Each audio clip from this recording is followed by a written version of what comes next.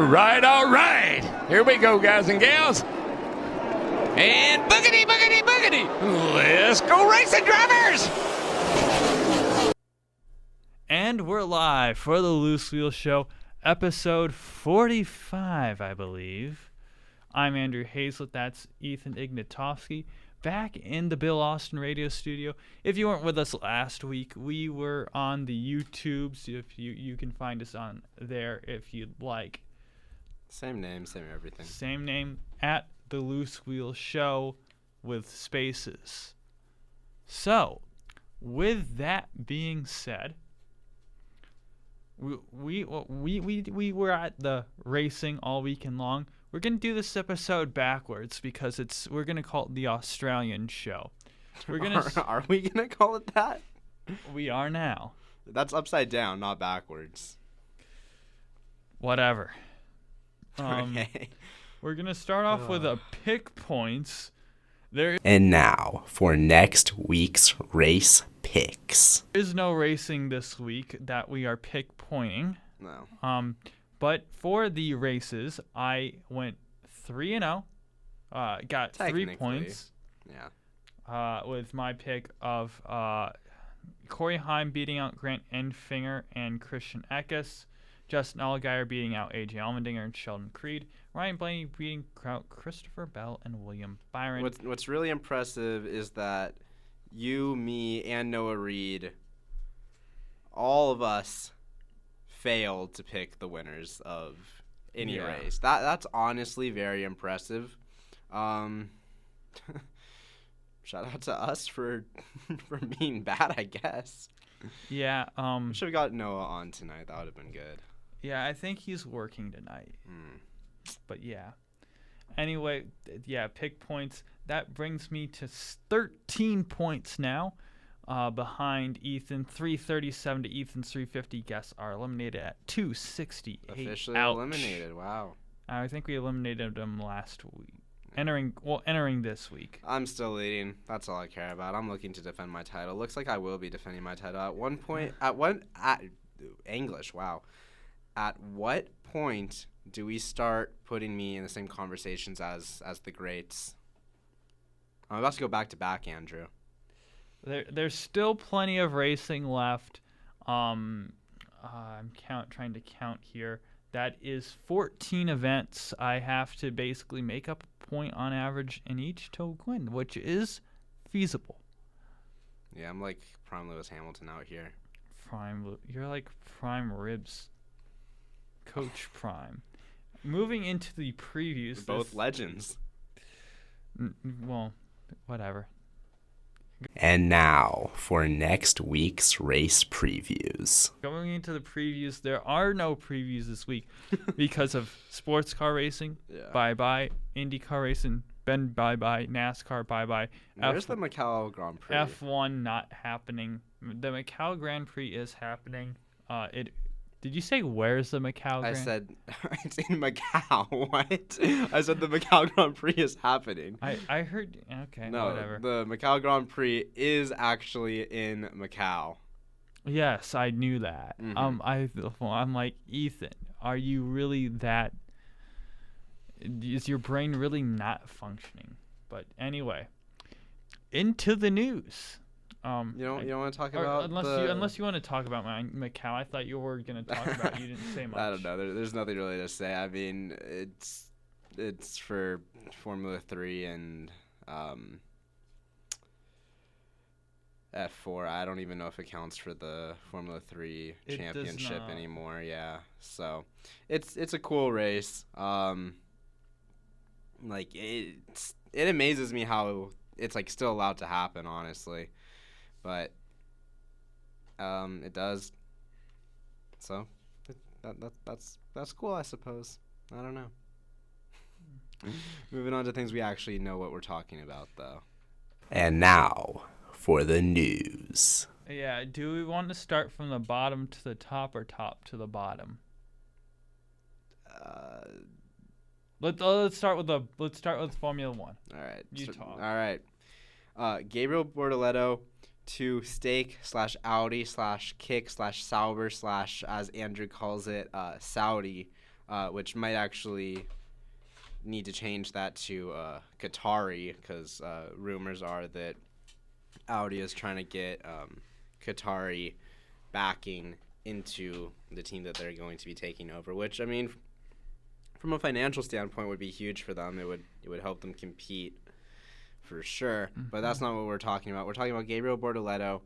He will be the second driver next year alongside Valtteri Bottas. And Andrew, my genius, sometimes it's almost frightening. Really? I was up at like 1:30 a.m. because I don't know what a good sleep schedule is.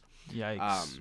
I see on Twitter that it is confirmed that Zhou Guanyu and Valtteri Bottas aren't going to be in that seat next year. And so I make a tweet about, not a tweet, I post on Instagram about it. Follow us at Loose Wheel Show on Instagram. Yes, you should. You should definitely do that. And basically what I said was like, Guan Yu Zhou, one of the Formula One drivers of all time, truly. And then Valtteri Bottas, he had a nice career in Formula One. Not at his peak anymore. Makes sense to get rid of him too.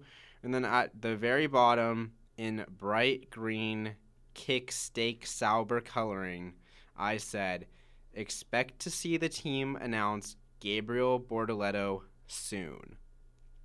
I post that story to Instagram, scroll Instagram for a few minutes, reload Instagram, and first thing up on my feed is the post announcing Gabriel Borteleto to the team. And so I post on Twitter, or Instagram, what did I just say? Because literally, like 5 minutes before, I'd said it. So for Borteleto, junior Formula stats don't really mean much anymore, but like the dude won Formula 3 in his rookie season. He's leading Formula 2 right now. He's in a championship battle with Isaac Hadjar. He's hasn't locked that up by any means, but doing super well in Formula 2 this year. Couple wins, 3 seconds. So he's running well, and like I said, won Formula 3 as a rookie. He could win F2 as a rookie right here, and then go to Formula 1. He's managed by Fernando Alonso. He was a member of the McLaren Young Driver Program. McLaren released him so that he could just solely be with the Sauber Audi team. The group led by Spinella.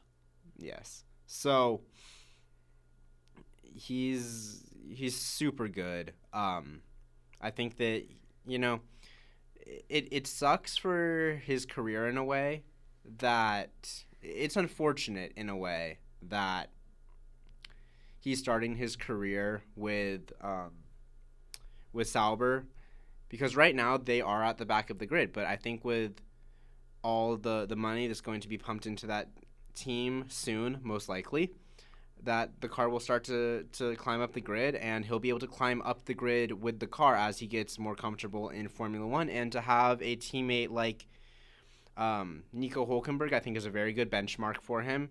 And I think he can learn a lot from Nico. So all around, love the move for everyone. Valtteri Bottas, he goes back to Mercedes as a test and reserve driver for next year. And then Zhou, not really sure what his future holds. I don't really see much of a future for him in F1 in any capacity, maybe. Maybe as a test driver somewhere for a while, but I don't know. It's not like his testing feedback made that car any better from what we can tell. So I don't know. Maybe he runs some endurance races. Formula E. Yeah, Formula E. Maybe he hops over to IndyCar in a year or two. Don't know. But yeah, that's that. Next up on our list. Yeah, well, I want to say real quick. Sure, I think it's a good for move for that the highlighter green team to Yeah. pick up. So you agree with me? Yeah, Borteleto. Yeah. I mean, Valtteri, Joe doesn't need to be there anymore. Valtteri, there's an argument for him. Who else was mentioned for that seat? Colapinto wouldn't have been a bad option. Was definitely mentioned. Bottas was mentioned for a long time. Porcher was mentioned for a while. I would have loved Teo. I would have loved. Yeah, I think it became clear that Borteleto was going to be the guy, and he's, in my opinion, the best driver out of all of those guys. I think, and you know how highly I think of Teo Porcher. So if I'm saying that I think that Borteleto is a better driver, that's how much I rate the guy. Colapinto has looked. All three of them are very close. Colapinto has looked good in Formula One as well, but I mean, just what Borteleto's done, gonna have to go with him. And I mean, Borteleto's super young. He's like 19 years old, I believe. He turned 20 almost a month ago. So, yeah, super young as well. Not that Colapinto and Porcher are old by any means. So, yeah, that's just that. Next up is Formula One drivers unite against FIA swearing prohibition. So, the Grand Prix Drivers Association made an Instagram account, and then shortly after released a statement on that account titled GPDA Statement Regarding, quote, driver misconduct. I'm going to read this to you, Andrew. As is the case with every major sport, competitors must abide by the referee's decision, whether they like it or not. Indeed, whether they agree with it or not. That is how sport works. The drivers, our members, are no different and fully understand that. Our members are professional drivers, racing in Formula One, the pinnacle of international motorsport. They are the gladiators, and every racing weekend they put on a great show for the fans. What a line there. They are the gladiators. With regards to swearing, there is a difference between swearing intended to insult others and more casual swearing, such as you might use to describe bad weather, or indeed in an inanimate object such as a Formula One car or a driving situation. We urge the FIA president to also consider his own tone and language when talking to our member drivers or indeed about them, whether in a public forum or otherwise. Further, our members are adults. They do not need to be given instructions via the media about matters as trivial as the wearing of jewelry and underpants. The GDPA has, on countless occasions, expressed its view that driver monetary fines are not appropriate for our sport. For the past 3 years, we have called upon the FIA president to share the details and strategy regarding the FIA's financial fines are allocated and where the funds are spent. We have also relayed our concerns about the negative image financial fines bring to the sport. We once again request that the FIA president provide financial transparency and direct open dialogue with us. All stakeholders, FIA, F1, the teams, and the GDPA, should jointly determine how and where the money is spent for the benefit of our sport. The GPDA wishes to collaborate in a constructive way with all the stakeholders, including the FIA president, in order to promote our great sport for the benefit of everyone who works in it, pays for it, watches it, and indeed loves it. We are playing our part. Best regards, the directors and chairman of the GPDA on behalf of the Grand Prix drivers. So, translated, this is basically George Russell telling FIA president Mohammed Ben Sulayem, bro, stop, be normal. And honestly, I think it's a very good argument. Look, like, the drivers are getting fined for swearing in press conferences. You can't swear in the car anymore, I guess. Like, it's maybe the F1 production team just shouldn't relay those messages to the fans if that's what they want. Like, they're adults running on adrenaline in the heat of the moment, racing at 200 miles per hour almost. Like, and they're giving them fines because they're swearing. Like, I just don't get it, man. So I'm fully with the GDPA on that one. We've talked about it before. Like, it's a silly rule. And I also like the association calling out the president of the FIA, Mohammed Ben Sulayem. He said some weird things that we've talked about in the past. he should consider what he says, and how that reflects on the sport and the FIA as a whole, if he's going to be, trying to impose these language restrictions on the drivers. I don't like him very much. That's my opinion. Yeah, you're actually fined for saying that. I'll be collecting the money at the end of the show. Thanks, Andrew. Sounds about right. So, in other news, Alpine is set to use Mercedes engines from 2026 onward. Alpine, Renault engines have been in the sport for forever now.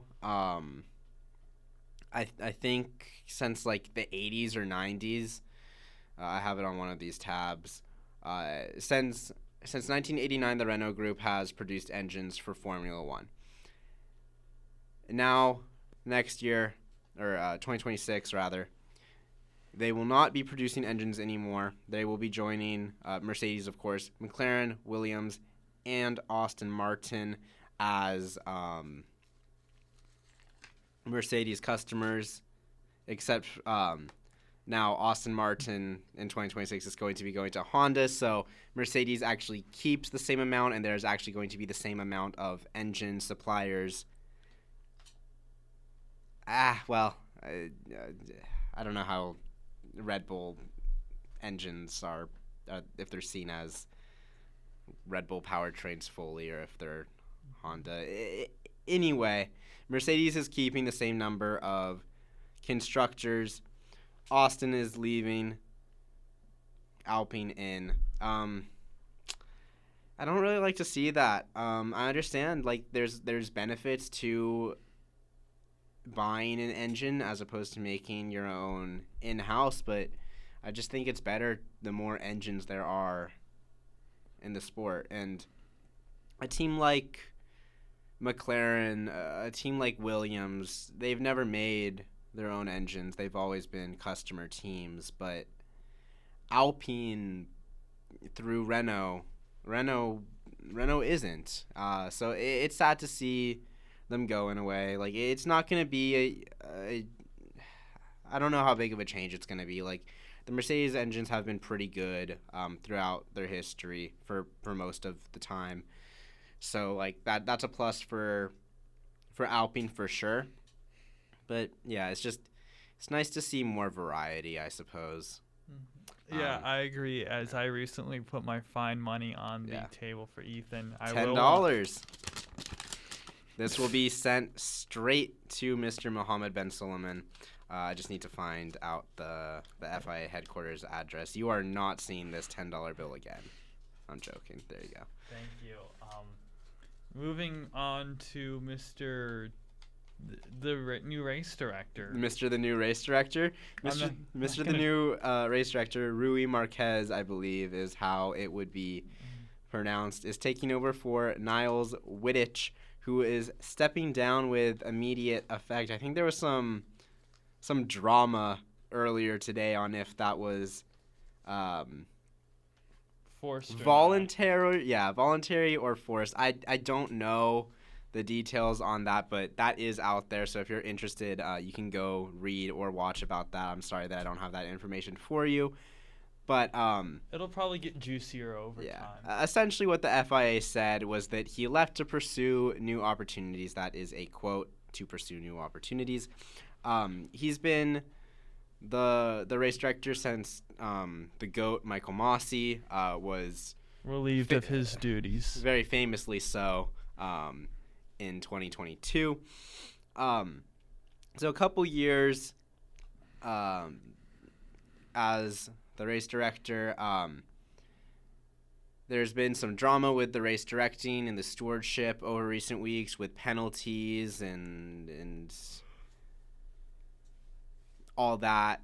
And so he's being replaced with Rui Marquez, who has been the race director for F2 and F3. He'll be taking over with immediate effect, like I said. So Las Vegas will be the first race that he the race director for, after being the F2 and F3 race director for the past 2 years. So he's qualified for the position. We'll see how he does. We'll see how he interprets the rules, I guess. Like, I don't think that race director is really a position where, you know, you're not supposed to really let your opinion weigh in too much, I feel like the rules are the rules and you just have to enforce them. But of course, with that, there is opinions on how you interpret rules and such. So maybe we'll be able to see a more consistent interpretation of the rules, maybe a more fair interpretation of the rules. Maybe this is opening an opportunity for rules to be changed. We've seen the wish for rules to be changed over recent weeks. I think this opens the door for all of that. And then penultimately, Dan Fellows will be leaving Aston Martin. He is the technical director of Aston Martin. He came over from Red Bull,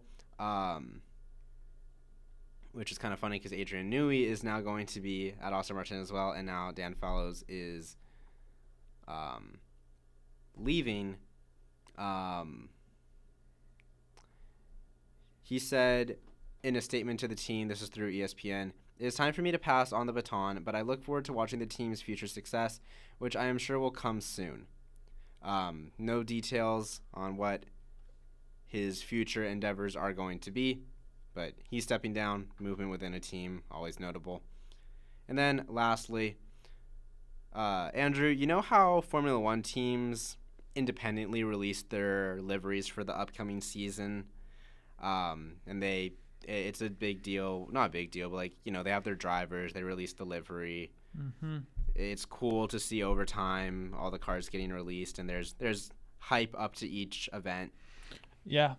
Well, Formula One said, actually, we don't like that. And so what they're going to do on February, what day in February? One of the 28 days in February. Yeah. On one of the 28 days of February, the 18th of February, in the O2 Arena in London, all 10 teams will be releasing their livery for the 2025 season. I don't like that just because I think it's fun to see the liveries throughout the month of February and get released independently, and I don't know. It's not a big deal at all, but it's not something I like. I don't hate it. Anyway. Moving into IndyCar news.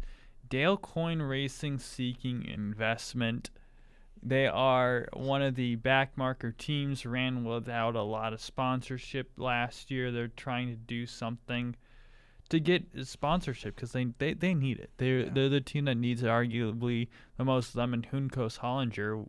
Both of these teams need sponsorship, and yeah, they could be bought out. Yeah, I think that's a possibility. Is that both of these teams could be bought out or bought into if they want to stay alive. Well, the good news is with the charters, that's more money they can make when they leave. That's the one good thing about one of the two good things about the charters is that they can make money when they leave. Yeah, and I think Roman Grosjean. If we want to talk about that, I was gonna kind of forward into that. Is that Roman Grosjean? He's trying to stay on the grid for next year, and he's saying that the overall IndyCar folks. He basically blasted the marketing of department, which we've talked about numerous times on here for being very bad, very terrible, especially terrible, very very notably terrible, not good at all. Yeah. About as good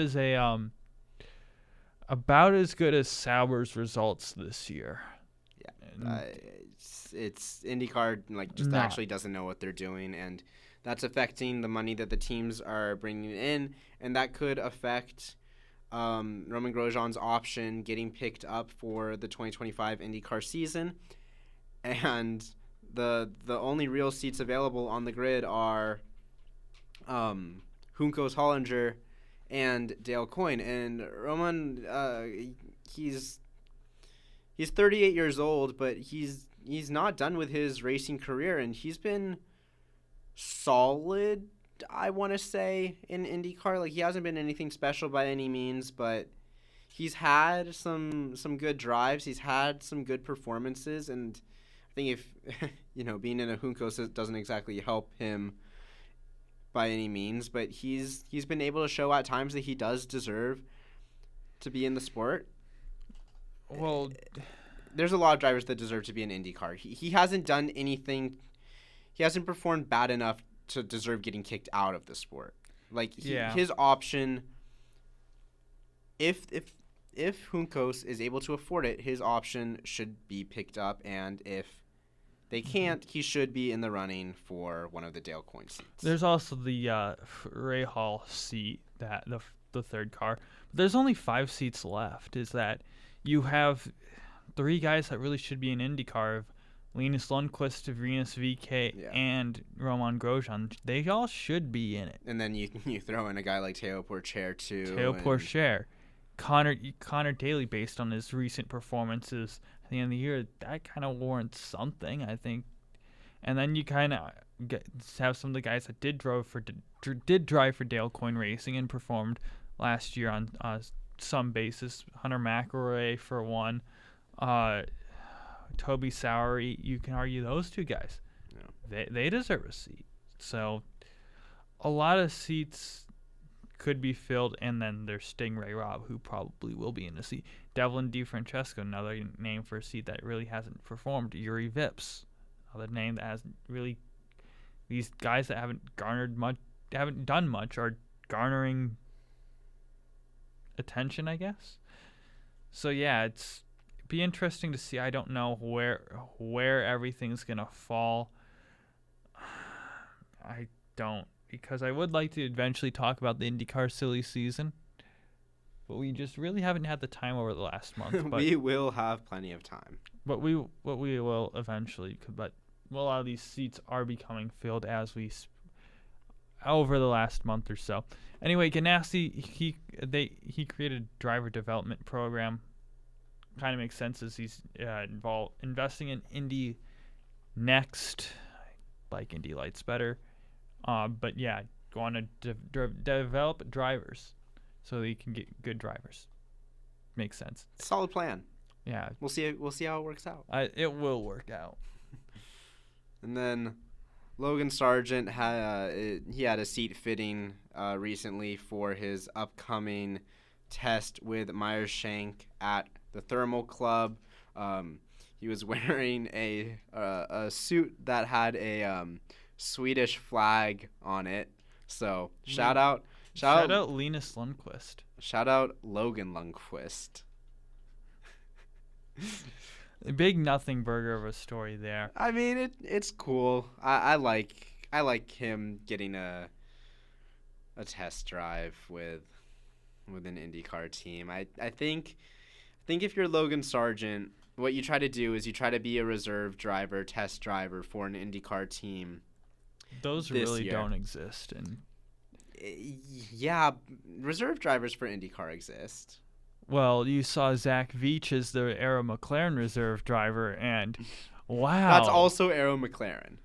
Yeah, but still, they kind of just, what IndyCar does is say, okay, hey, you're available. Right. You come on in. Which is what Logan Sargent would be. So I'd like to see Logan Sargent stick around the IndyCar paddock if his test with Meyershank goes well, and he can be kind of a guy that them or a different team could call upon it, and hopefully, if there is a chance, which there often is in IndyCar, at least a couple a year, he gets a chance, he performs, and is able to get an IndyCar ride one year. Because, I mean, his time in Formula One was horrific. There's no sugarcoating it.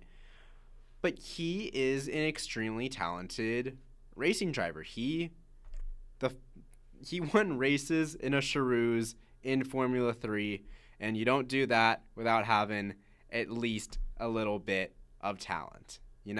He was so close to winning Formula 3 over Teo Porcher and Oscar Piastri. If he doesn't get punted off the track in Mugello, he is potentially and very likely the Formula 3 champion. He gets to drive in F2 the next season because of that. Someone picks him up. And who knows where Logan Sargent is now. He's a talented driver who deserves a shot. Anyway, moving to NASCAR. You disagree.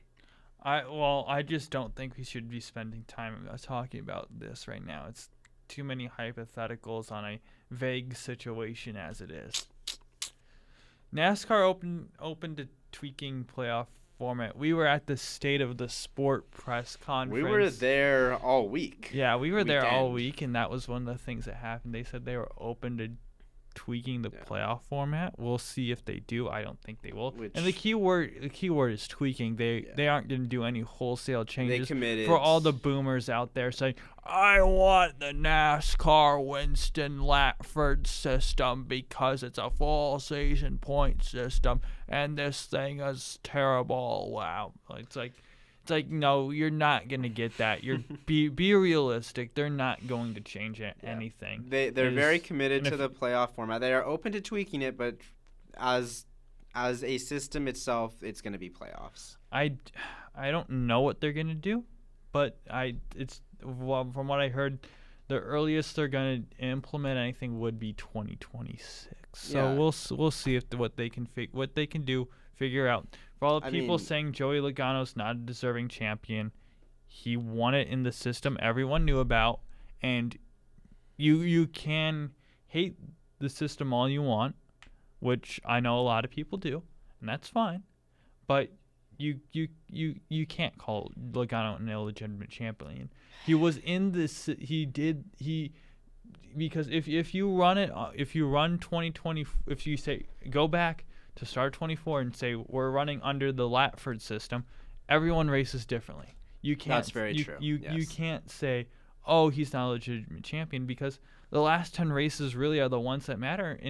But that just diminishes the whole regular season. Like there needs to be some middle ground here. There needs to be another way, because you're not wrong. A lot of people are complaining online, and very rightfully so. Like fewest top 5s of any Cup champion, fewest top 10s of any Cup champion, lowest finishing position of any Cup champion, which is 17.57.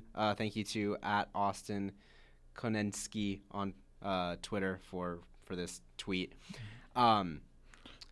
So there are reasons for fans to be upset. It diminishes the regular season, and yeah, Joey Logano was unlucky at points in the regular season, like getting caught up in wrecks and such, but still, like, fans do have a reason to be upset. But also Joey Logano, like you said, he won in the system that's there. He's kind of perfected it. I would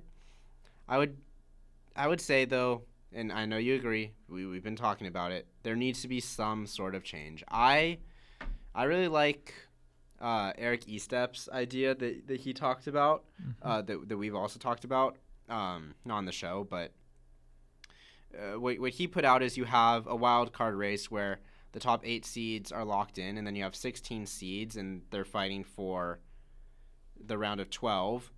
And then you have 3 races in the round of 12, you have 3 races in the round of 8, and you have 3 races in the round of 4. And I think that is a much more fair, much more perfect way to do it. Because, like, back when the MLB had the wild card, the one-game wild card was the first playoff game. It wasn't the World Series. You don't see the World Series getting decided with one game. In racing, a sport that has so many variables and things that can go wrong, like, I don't think that you can have a one race to rule them all type situation. Yeah, I agree. We'll see what they do. It's a very interesting situation that we'll see what happens moving forward. Like the next story here, 2311 in Front Row denied in the preliminary injunction request of saying, oh, we would like to run the season with charters even though we didn't sign the agreement. Yeah. Because we're suing NASCAR. That was denied. makes sense when you look at it. And then they did appeal, but we'll see. One thing that did happen is that their request to have, I don't know what the right word is, it's expedited trial, that was originally denied, has been approved. So we'll see what happens. Quite frankly, I'm not surprised by this ruling from what I had gathered with everything. It's kind of a big wait-and-see deal from all parties. NASCAR's kind of waiting to see before they make comments, as we saw at the State of the Sport 2311 and Front Row have been quiet on this as well. And then if you look, so we're just waiting on whoever the judge is going to be the ruling there in the jury. So we will see. Anyway, that's really about the end of the news. And now for last week's race reviews. Going into the reviews, our final segment, which is weird to say because we always start off with that. But we're doing it backwards because we were there. We were there. We had fun. Yeah. Thank with you. Blaze Radio. Thank you very much, Blaze Radio, Jaden Taylor, Eric List, for helping. Folks at NASCAR as well. Yeah, for helping get this set up, allowing us to go. We had social media content all throughout the weekend from Thursday till after the race on Sunday. So make sure to follow the Twitter at TLW Show. Make sure to follow the Instagram and the YouTube. So yeah, we filmed a little grid walk video. I'm gonna put something on the YouTube sometime soon. Yeah. Hopefully by Sunday. We will see. Because I move at the speed of a snail sometimes. Before, like when you were running up the 6 seconds banking. Is not 6.83. That's 7 seconds. Well, it starts with a 6. That's all we need to know. A 6. Yeah. That is not a bad time. We will see. I mean, yeah. But yeah, if you want to see an in-depth look at the weekend, go back, look at our socials. But we're just gonna do a review here, starting off with Truck Series and Xfinity before we get into the Cup race. Truck Series, Ty Majeski, he was, I think, the class of field all race long. He won both the race and the championship. And he got the pole. He just had a great weekend. Yeah.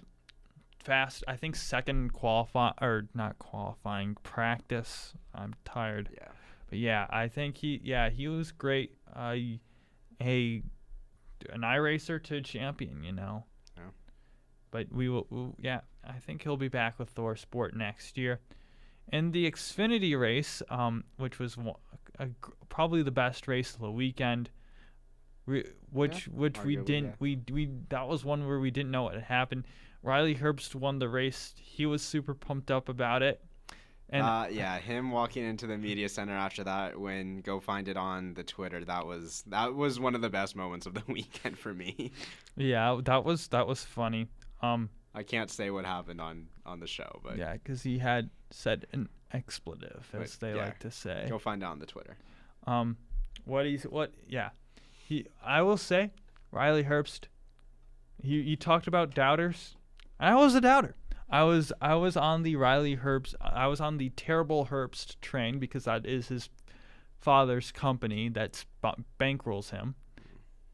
Technically what used to be called Terrible Herbst, now it's Terribles, but still. I think the Monster sponsorship goes a long way these days. Well, it's a business to business. Shout out Menards and Kroger.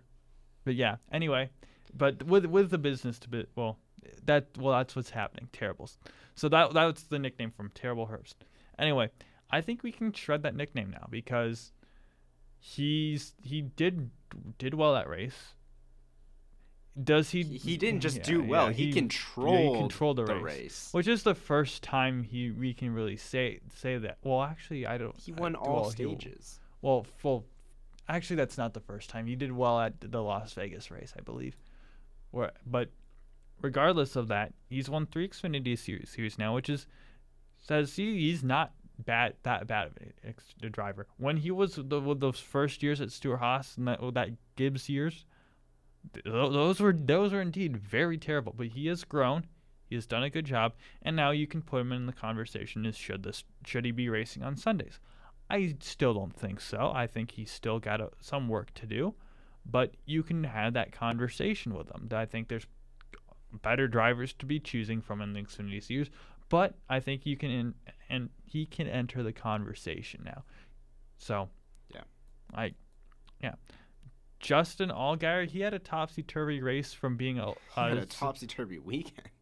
Yeah, it started out by crashing the car in practice, going to backup car, starting with the rear, driving up through the field, then getting a restart violation penalty, which had him go through a drive-through, and then a speeding penalty on pit road, so he had to do another drive-through, fell a lap down, caught a caution by staying out on a green flag cycle to put him back on the lead lap.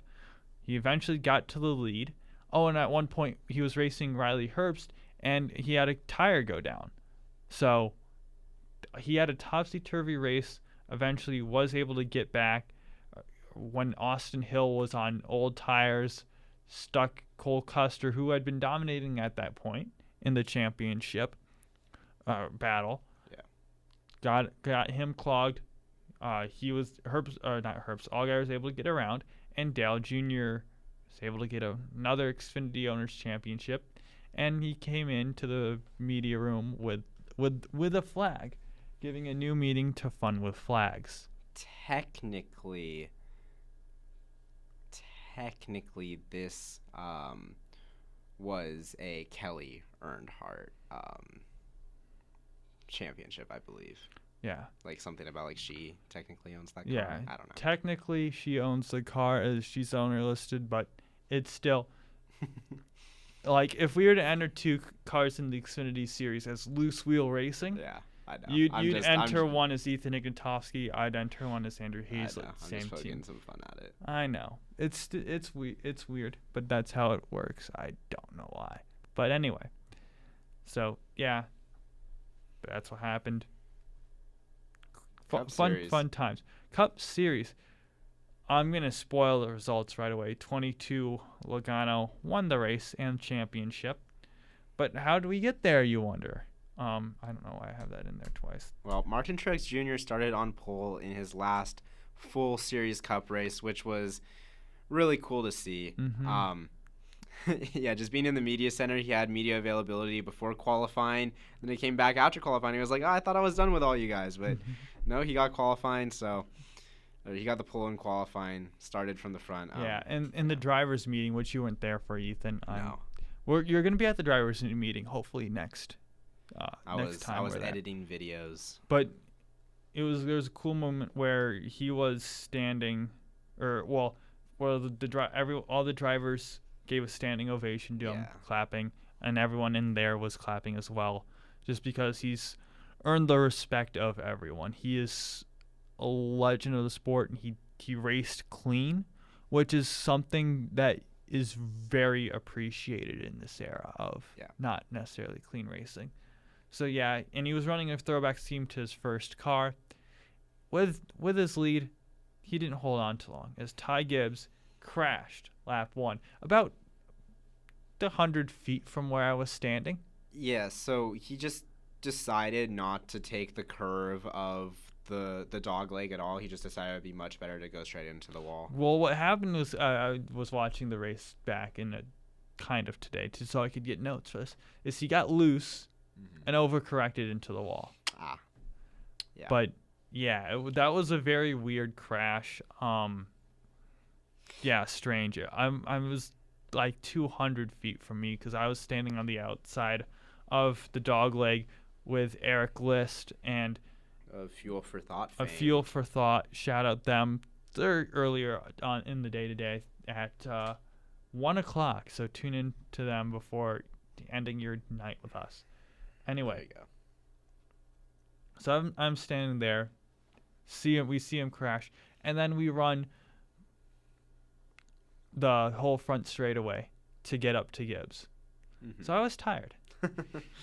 And then that was interesting.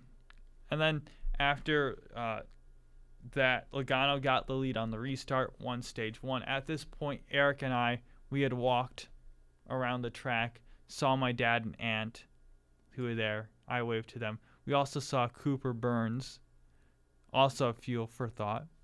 Waved to him. So yeah, I don't know what you were doing at this point. I was If you want, I was probably on the exact opposite side of the track from you. Standing around Dog Lake Turn 1 area, getting shots of the cars running from the Dog Lake to Turn 1. Stayed there for most of the first stage and the end of the stage, so yeah. And then eventually after we completed our round, or we were midway through the round, saw Noah Reed of Sun Devil. Of Noah Reed fame. Yeah, Noah Reed on YouTube, and he does have a show in here called Onward to Victory. That's what it's called, on Mondays. So a lot of cool people were there. Yeah. We were not the only ones. So yeah, we were talking with him for a little bit, and then we saw Giuliano of Giuliano. Big G. Big G himself. If you're not following G Muller Media on the socials, what are you even doing? Slacking, that's what you're doing. Shout Slack. Yeah. So, anyway, what was happening Anyway, though. is after Logano won stage 1, Ellie get the lead in the pits. Byron had the lead of the championship. Yeah, Byron had the lead coming to ahead of Blaney and Logano were directly behind him. Yeah, coming to the after everyone had chosen the Choose V pace car driving around. Whoops. Committed to pit road a little late as they crashed. Yeah. And they get the chicken award of the week. That was one of the strangest moments. When you think you had seen it all, you haven't seen it all, Ethan. It's just what happened. There wasn't even contact from anyone. I guess I don't know if this is true at all. This is straight. This isn't even an educated thing. This is just straight rumor. I guess the rumor is they just couldn't see. They had the sun. The pace car driver had the sun in his eyes. Get some sunglasses, buddy. If that's what happened. It is really only a rumor, but it's also kind of the only thing that makes sense because I don't know how you missed that. You just weren't thinking or whatever. What's kind of funny is Michael Phelps was the honorary pace car driver for the race. Now, I knew that meant that he does the first lap around the field before the pace laps. Yeah, before the flag drops green at the start of the race. But I thought I knew he didn't drive the car the rest of the race, but I guess I just thought he sat in the car the rest of the race or whatever. So I thought Michael Phelps crashed into the barriers or whatever, but no, he did not. And I was thinking that Jenna Fryer of the AP might have put a curse on him because she said during Michael Phelps' media availability during the weekend, "Don't crash." The something interactions of her during the press conference was strange. I would put it. I like Jenna Fryer. I like Jenna Fryer. I don't have as high of opinion on her. She's interesting. That is undeniable. And after that, I already squeezed it. I'll squeeze it again. Because how does a pace car? That's enough. But how does a pace car crash? Stop. Please stop. You said more. Because how does a pace car crash into the barrels? Well, Kyle Larson did that at Homestead. Yeah, but it was under green. Anyway, moving along. Bell gets the lead on the restart. After the red flag is Blaney gets the championship lead. Blaney eventually to the lead and won stage 2. Yeah. Bell gets lead in the pits as Blaney holds the lead for the championship. Logano passes Blaney for the championship, and then Logano gets repassed by Blaney. Zane Smith had a crash where Larson Elliott hadn't pitted, and Byron stays out with who he had just pitted with the 5 and 9. And then 12 highest of the championship guys had pitted. I believe he was behind Bell. And then on the restart, Logano got to the lead, and Logano wins. He had charge from Blaney that he's holding off, but dirty air prevailed. Yeah, it looked like Blaney with about 5 laps to go, might be able to pull off a last-second move. But, yeah, the dirty air was just too strong. Yeah, it's Not a chance. It's frustrating with this package as it makes being in front too powerful. I mean, There's a lot of talk about the defensive line and how powerful the defensive line is. This is just an overarching theme of for a while. It's frustrating how it is. They need to make it so it's not the case. Yeah. So, this is just overall improvements of the package. It's worse at the short tracks, but it's everywhere. I think that it was a race that really kept the fans and us on our toes. I think throughout the race at different times it looked like it could have been Blaney's, Byron's, or Logano's. Really the only driver that kind of seemed out of it for the entire race was Tyler Reddick. But at different points, any of those first 3 I mentioned, it looked like the championship could have been any of theirs. I mean, you had the pit stops, which I know we've talked about this a lot, and how you don't you don't consider the field changing up under pit stops to be like super interesting, but it was a really interesting aspect of this race. How every time after pit stops the field was getting shuffled up. You had Byron in the lead at times because of that, and Blaney and Logano would come back, and I mean, Logano overcame.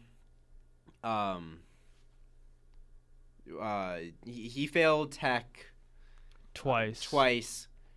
So lost pit stall selection of one of the team members. So he overcame that hurdle of not having the pit stall that he would have wanted, and I mean, Byron had essentially the perfect pit stall, which didn't end up doing anything for him. I mean, like, it gave him the positions during the race, but by the end of the race, like, who cares? Because Logano won.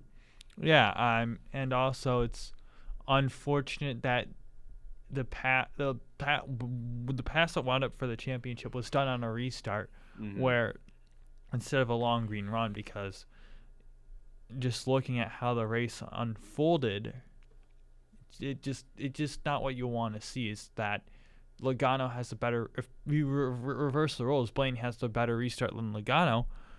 It might be a different story, but Blaney wins and Logano's trying to catch him. Yeah, but I mean, Logano's the one that got the restart. Still passed Byron at one point after the restart too. Correct? Like, well, he was in the lead within 2 laps of the restart. Blaney, well, that's how his car didn't set up. But granted, is that just if you reverse the roles, or if Blaney gets the better jump, and then Logano has but that sets Logano up for a better short run, we could have more of an interesting race.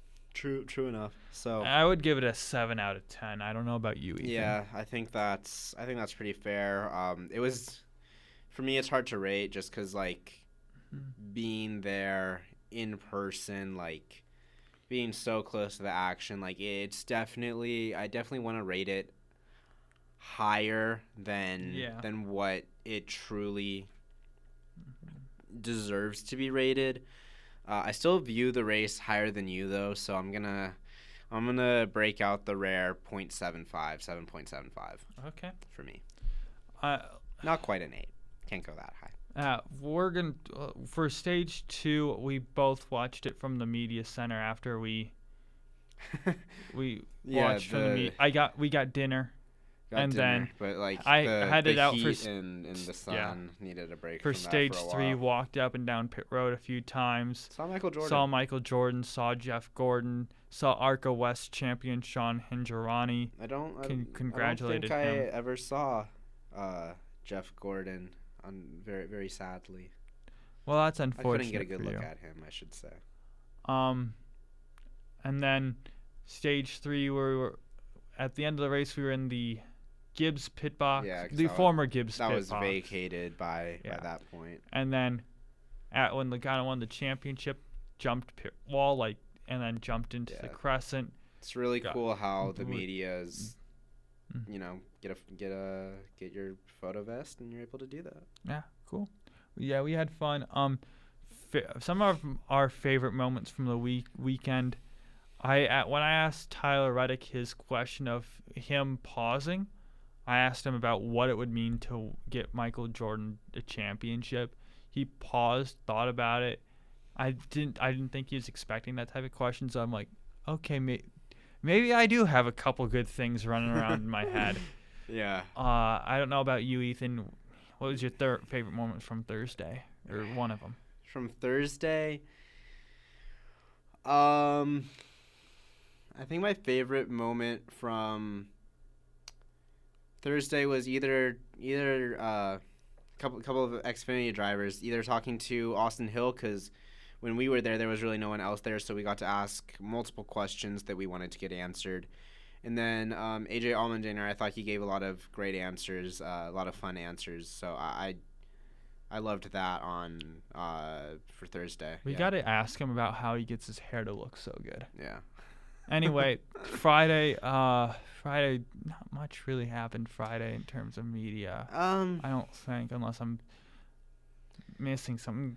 There really wasn't. I got to, ARCA. We were there forever on Friday. Friday was a long day. It was fun. I got to ask Hingarani a question, and I got to ask the Ford Performance guy a question. Yeah, that was cool. I think just experiencing the first time experiencing a championship press conference was that was my favorite cool. part of Friday.